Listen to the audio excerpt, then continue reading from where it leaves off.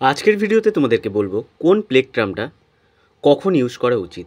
এই যে প্লেগট্রামটা দেখতে পাচ্ছ, এটা অনেক মোটা, এটা হাত দিয়ে বেঁকানোও যায় না, এটা ভীষণ একটা হার্ড একটা প্লেগট্রাম। এটাকে আমি জুম করে দেখাচ্ছি, এটা 3.0 mm এর। তো এইটা অনেক মোটা গেজের গিটারের স্ট্রিং থাকে, বিভিন্ন রকমের গিটার আছে, তো যারা মোটা গেজের স্ট্রিং বাজায় তাদের জন্য এই প্লেগট্রামটা কিন্তু ভীষণ কার্যকরী। এবং ওটাতে শুধুমাত্র এই স্ট্রিংটা দিয়ে এটাতে তোমার লিড বাজানো হয়, মানে ট্যাপ বাজায়। এবং আমার কাছে বিভিন্ন আরও প্লেগট্রামগুলো দেখাচ্ছি তোমাদেরকে। এখানে দেখো, এটা গ্রিন কালারের, এটা অ্যালিজের। এবং পাশে আর একটা হচ্ছে দেখো ব্লু কালারের, ব্লু আর ব্ল্যাকের, এটা আরও পাতলা। অ্যালিজের যেটা, এটার হচ্ছে 0.71 আছে অ্যালিজের। এবং তার থেকে পাতলা এটা, এই ব্লু কালারের যে পাতলা প্লেগট্রামটা আছে, এটার মধ্যে লেখা নেই এবং কোম্পানির নামও লেখা নেই, তো এটা ওর তুলনায় অনেক পাতলা। আর অ্যালিজেরটা কিন্তু ওর থেকে মোটা, খানিকটা মোটা। এবং দুজনের সাইজও কিন্তু দেখো, দুটো সাইজ কিন্তু ভিন্ন। তো এবার তোমাদেরকে বলছি, দেখো গিটার বাজানোর সাথে সাথে প্লেগট্রাম কখন কোনটা ব্যবহার করতে হবে এটাও না ভীষণ জানা দরকার, সেটা অনেকেই জানে না। আমি এখন তোমাদেরকে যেটা দেখাচ্ছি, এই যে দুটো প্লেগট্রাম তোমরা দেখতে পাচ্ছ, একটা অ্যালিস এবং একটা ব্লু। আমি ওই যেটা প্রথমে দেখিয়েছিলাম ওটার কথা এখন ছেড়ে দিচ্ছি। এখন এই ব্লু কালারের যেটা, এটা এতটাই সফট, এটা বাঁকালে কিন্তু বেঁকে যায়, এবং এটাও কিন্তু বাঁকালে বেঁকে, এটা ওর তুলনায় মোটা।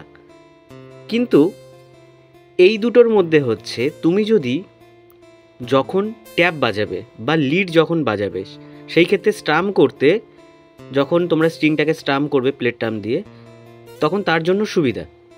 আর এই পাতলাটার ক্ষেত্রে যখন তোমরা কর্ড বাজাবে, কর্ড বাজানো স্ট্রামিংয়ের জন্য পাতলাটা কিন্তু ভীষণ উপযোগী। কারণ আমরা যদি পাতলা দিয়ে যদি আমরা লিড বাজাই, সেক্ষেত্রে সাউন্ডটা ভালো বেরোবে না। আর আমরা যদি ওই একটু মোটা দিয়ে করি, সেক্ষেত্রে সাউন্ডটা ভালো বেরোবে।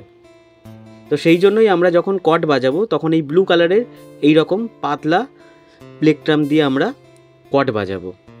এবং তার সাথে আরও কিছু প্লেগট্রাম আছে, তোমাদেরকে দেখাচ্ছি। যেমন এই ব্লু কালারের, এটা হচ্ছে ওলিজার কোম্পানির প্লেগট্রাম। এটা আরও পাতলা এবং বাঁকালে মানে ভীষণ ফ্লেক্সিবল, এইটাও কর্ডের জন্য কার্যকরী। তবে তোমাদেরকে একটা কথা বলবো, কর্ড বাজানোর জন্য একেবারে পাতলা ইউজ করবে না, তাহলে সাউন্ডটা কিন্তু খুব ভালো বেরোবে না। এবার যেটা মূল কথা, সেটা হচ্ছে আমরা যখন নতুন গিটার শিখি, তখন আমরা প্লেগট্রাম একটু ডিজাইন দেখে কিনি, একটু ডিজাইন বিভিন্ন রকম মাল্টি কালার, কারণ আমিও কিনেছি। অ্যাকচুয়ালি প্লেগট্রাম কী দেখে কেনা উচিত, কী রকম প্লেগট্রাম নিলে নিজের সুবিধা, আমি সবসময় এই কথাটাই তোমাদেরকে বলবো। যেটা হচ্ছে কি, তোমরা যারা লাইভ শো করো বা আগামী দিনে তোমরা লাইভ প্রোগ্রাম করবে, স্টেজ প্রোগ্রাম, সেই ক্ষেত্রে কখনোই ডিজাইন প্লেগট্রাম ইউজ করবে না। কারণ এখানে কিন্তু মহা সমস্যায় পড়বে, ভীষণ একটা সমস্যায় পড়বে। যেটা হচ্ছে, এই যে ডিজাইন প্লেগট্রামগুলো, এগুলো দেখতে খুবই সুন্দর, কোয়ালিটিও ভালো, ভীষণ স্লিপ হয়। যখন তোমরা একটা লাইভ শো করছো, যখন তোমরা এই ডিজাইন প্লেগট্রাম দিয়ে বাজাচ্ছ, কোনো কারণে স্ট্রামিং করতে গিয়ে হাত থেকে স্লিপ করে পড়ে গেল, সেই মুহূর্তে একটা প্রবলেমে পড়ে যাবে, কারণ এইগুলো হাতে ভীষণ স্লিপ খায়। কিন্তু যদি তোমরা আরও অন্যরকম পিক দেখাচ্ছি, কোন পিক দিয়ে ব্যবহার করলে তোমাদের অসুবিধা হবে না। এগুলো কিন্তু দেখতে সুন্দর হলেও কিন্তু লাইভ মানে কি বলবো, লাইভ পারফর্মের জন্য কিন্তু এটা সুবিধা নয়। লাইভ পারফর্মের জন্য কিন্তু এটা নয়, এটা বাড়িতে যারা রিহার্সাল করছো, বাড়িতে যারা বাজাচ্ছ, তাদের শখের জন্য এই প্লেগট্রাম তোমরা ব্যবহার করতে পারো। কারণ রিহার্সালে যত ইচ্ছা ভুল করো, যখন ফাইনাল যখন প্রোগ্রাম করবে, সেখানে ভুল যাতে না হয়, আমরা কিন্তু সেই জন্যই রিহার্সালটা করি, তাই রিহার্সালে ভুল হোক। এবার আমি তোমাদেরকে দেখাচ্ছি কোন প্লেগট্রামের কথা বলছি। দেখো, আমার হাতে একটা ব্ল্যাক কালারের প্লেগট্রাম দেখাচ্ছি। আগের প্লেগট্রামের তুলনায় একে দেখতে খুব একটা ভালো নয়। সেম মডেলের ব্লু কালারের আর একটা তোমাদেরকে দেখাচ্ছি। এই প্লেগট্রামের সামনে দেখো একটু খসখস টাইপের আছে, এবং যেখানে কোম্পানির নামটা লেখা আছে সেখানেও একটু খসখসে টাইপের, মানে তুমি যখন বাজাবে তোমার হাতে গ্রিপ করবে। এবং এই প্লেগট্রামগুলো নিয়ে কিন্তু তোমরা লাইভ স্টেজ শো করতে পারো, কারণ এগুলো হাত থেকে স্লিপ হয়ে পড়ে যাওয়ার কিন্তু কোনো ভয় থাকবে না।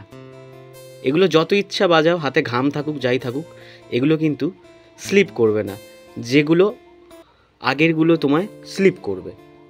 তো সুতরাং আজকের তোমাদের এই ভিডিওটা আশা করছি প্রত্যেকের কাজে লেগেছে। তো তোমরা অবশ্যই তোমাদের মতামত কমেন্টস করে জানাও কেমন। আর যারা নতুন গিটার শিখছে তাদেরকেও শেয়ার করো ভিডিওটা, তাদের কাজে লাগবে। ভালো থেকো সবাই।